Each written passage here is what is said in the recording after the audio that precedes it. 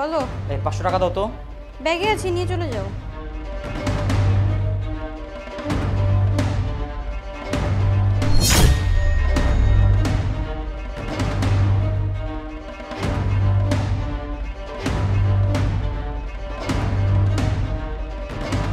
আচ্ছা ঠিক আছে, আমি যাই।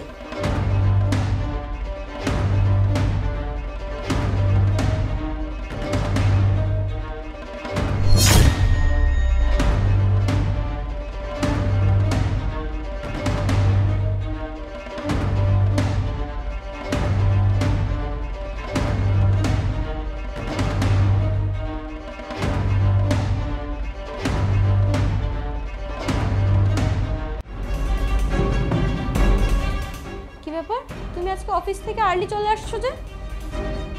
কি হলো, তুমি এত চুপচাপ কেন? এমনি ভালো লাগছে না। তোমার শরীর কি খারাপ লাগছে? তুমি কি অসুস্থ? না, আমার কিছুই হয়নি। তাহলে কি হয়েছে তোমার? এ নাও। কি এটা? এটা ডিভোর্স লেটার। Divorce letter? হ্যাঁ, ডিভোর্স লেটার। কারণ তোমার সাথে আমি সংসার করতে চাই না। তুমি কি পাগল হয়ে গেছো? তোমাকে নিতে বলেছি, নাও এটা। দেখো জয়ী, তোমাকে আমি ভালোবেসে বিয়ে করেছিলাম, বিশ্বাস করেছিলাম তোমাকে, আর তুমি সেই বিশ্বাসের মর্যাদা এইভাবে দিলে, আমি ভাবতে পারিনি। ছি ছি জয়ী, ছি।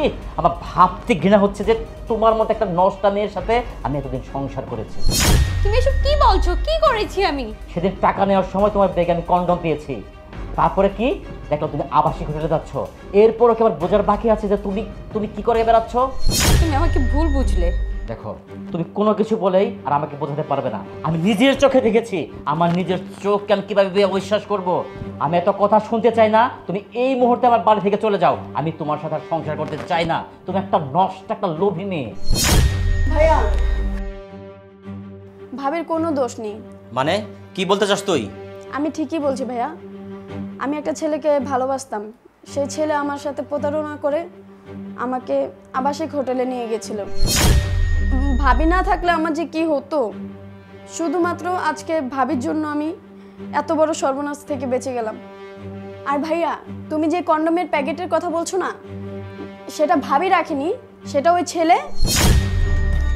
এই, আমি তোকে ভালোই ভালো বলছি, আমার ননদের পেছন ছেড়ে দে।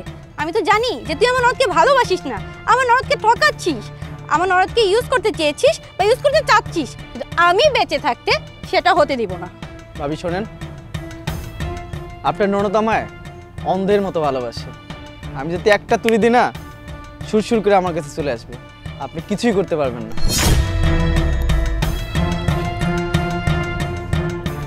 হ্যাঁ, হ্যালো, ঠিক আছে ঠিক আছে, আমি এখনই আসছি। ওকে,